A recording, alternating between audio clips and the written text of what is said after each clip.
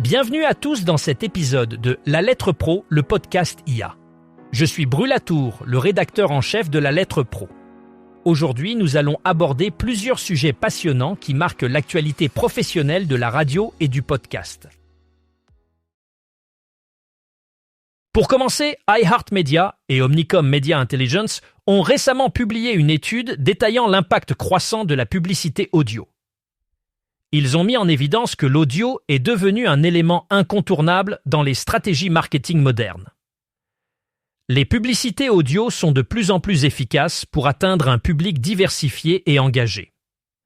L'étude souligne que l'écoute de contenu audio, qu'il s'agisse de radio ou de podcast, continue de croître, ce qui offre aux annonceurs une opportunité unique de toucher leur audience de manière plus personnelle et immersive. De plus, les innovations technologiques dans le domaine de l'audio permettent de cibler les auditeurs de façon plus précise, maximisant ainsi le retour sur investissement des campagnes publicitaires. Aujourd'hui, nous allons explorer les récentes annonces des radios RTS concernant leur mission et leur budget pour l'année 2025. RTS a partagé une vision claire de ses objectifs futurs, mettant l'accent sur la diversité et l'inclusion dans ses programmes. L'entreprise prévoit d'élargir son champ d'action pour toucher un public plus large, tout en maintenant un engagement fort envers la qualité du contenu. En termes de budget, RTS a détaillé un plan financier rigoureux qui permet d'optimiser les ressources pour soutenir ses ambitions. Une partie importante de ce budget sera consacrée à l'innovation technologique et à l'adaptation numérique, afin de rester compétitif dans un paysage médiatique en constante évolution. Ces efforts témoignent de la volonté de RTS de renforcer sa position en tant que leader dans l'industrie radiophonique, tout en répondant aux attentes changeantes de son auditoire. IR Insights vient de publier une étude révélant que 95,7% des Français écoutent la radio chaque mois. Ce chiffre impressionnant confirme la place prépondérante de la radio dans les habitudes médiatiques des Français. L'étude met en lumière que la radio reste un média de choix pour une large partie de la population, malgré l'essor des plateformes numériques et des podcasts. Les auditeurs apprécient la diversité des contenus proposés, allant de l'information à la musique en passant par les émissions de divertissement. Cette fidélité à la radio s'explique également par sa capacité à s'adapter aux nouvelles technologies, notamment avec la diffusion numérique et l'accès facilité via les applications mobiles. En effet, la radio continue d'innover pour répondre aux attentes de son public, ce qui lui permet de maintenir une audience aussi vaste et engagée. Cette étude souligne l'importance de la radio dans le paysage médiatique français et son rôle indéfectible dans la vie quotidienne des auditeurs. En mars 2026, RMC a enregistré son deuxième meilleur mois historique sur le numérique avec 22 millions de visites sur ses sites et applications. Cette performance marque une progression de 29% sur un an. RMC a souligné une augmentation sur tous ses environnements, renforçant sa présence sur tous les canaux de diffusion, radio, podcast, télévision et digital. Les résultats, basés sur une mesure interne, montrent une dynamique positive de l'ensemble des canaux de diffusion audio et numérique de la marque. Le communiqué de RMC met en avant la complémentarité de ces différents univers, associant les performances digitales aux activités radio, podcast et télévisuelles de la marque média.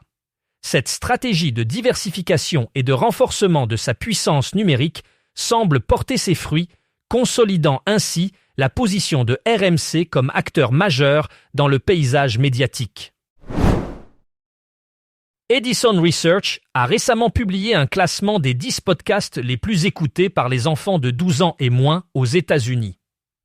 Cette étude, basée sur les données d'Edison Podcast Metrics de 2025, met en lumière l'importance croissante des podcasts dans les habitudes audio des jeunes publics. Les contenus éducatifs, scientifiques et narratifs dominent largement les écoutes hebdomadaires déclarées par les familles. Le podcast Wow in the World de Tinkercast se classe en tête, suivi de Brains On, Science Podcast for Kids et Story Pirates. Les jeunes auditeurs se tournent majoritairement vers des programmes immersifs et éducatifs qui les captivent par des histoires et des informations nouvelles.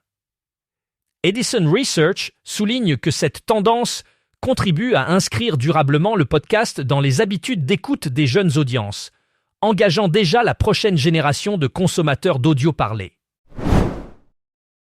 Spotify a franchi une nouvelle étape en atteignant plus de 760 millions d'utilisateurs mensuels au premier trimestre 2026. Cette augmentation témoigne de la capacité continue de la plateforme à attirer de nouveaux auditeurs dans un marché numérique de plus en plus compétitif. Spotify a su diversifier son offre en proposant des contenus variés, allant de la musique au podcast, ce qui a renforcé son attractivité auprès d'un public mondial.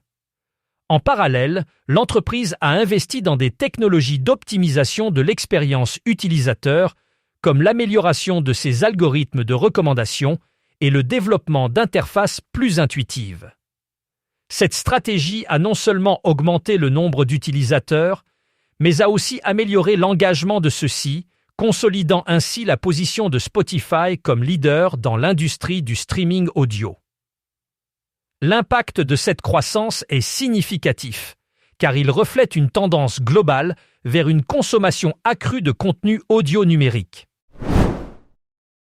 Face au départ massif à la retraite dans le secteur radiophonique, la Commission paritaire nationale de l'emploi et de la formation professionnelle, CPNEF, a décidé de miser sur le titre à finalité professionnelle, TFP, animateur radio.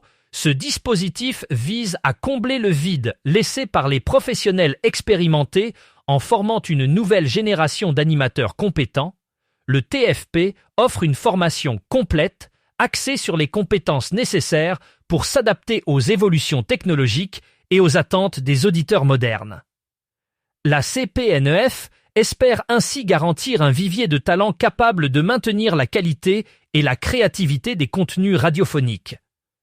Ce programme de formation est également conçu pour être flexible, permettant aux candidats d'acquérir une expérience pratique tout en poursuivant leur apprentissage. En investissant dans le TFP animateur radio, la CPNEF s'engage à sécuriser l'avenir de l'industrie radiophonique face aux défis démographiques et technologiques. En Suisse, un nouvel outil technologique a été développé pour rendre visibles les petites radios, souvent éclipsées par les grands réseaux. Cet outil vise à offrir une plateforme commune permettant à ces petites stations de promouvoir leur contenu et d'atteindre un public plus large. L'initiative répond à un besoin croissant de diversité et d'équité dans le paysage radiophonique suisse, où les petites radios jouent un rôle crucial en offrant des perspectives locales et des contenus spécialisés. Grâce à ce nouvel outil, les stations plus modestes pourront bénéficier d'une visibilité accrue, ce qui leur permettra de renforcer leur audience et d'améliorer leurs revenus publicitaires. L'outil est conçu pour être accessible et facile à utiliser, afin de soutenir ces stations dans leur développement numérique et de garantir une plus grande diversité médiatique dans le pays. Dans le guide récemment publié par Cumulus Media, les experts détaillent comment maximiser l'efficacité des campagnes audio. Le document met en avant plusieurs leviers clés, notamment l'importance de la personnalisation des messages publicitaires pour mieux engager l'audience. En adaptant le contenu à chaque segment d'auditeur, les annonceurs peuvent créer des connexions plus authentiques et significatives. De plus, le guide souligne l'importance de la mesure de performance en temps réel pour ajuster les stratégies en fonction des résultats obtenus. Cumulus Media insiste également sur l'importance de l'innovation technologique, en utilisant les données et l'intelligence artificielle pour affiner le ciblage des campagnes. En fin de compte, le guide offre une feuille de route précieuse pour les professionnels du marketing souhaitant optimiser leurs investissements dans l'audio. C'est tout pour aujourd'hui. Merci de nous avoir écoutés. Pour plus d'informations et pour lire nos articles complets, rendez-vous sur notre site lalettre.pro. Vous pouvez aussi vous abonner à notre newsletter quotidienne pour rester informé des dernières nouvelles. À demain pour un nouvel épisode de La Lettre Pro, le podcast IA. Passez une excellente soirée.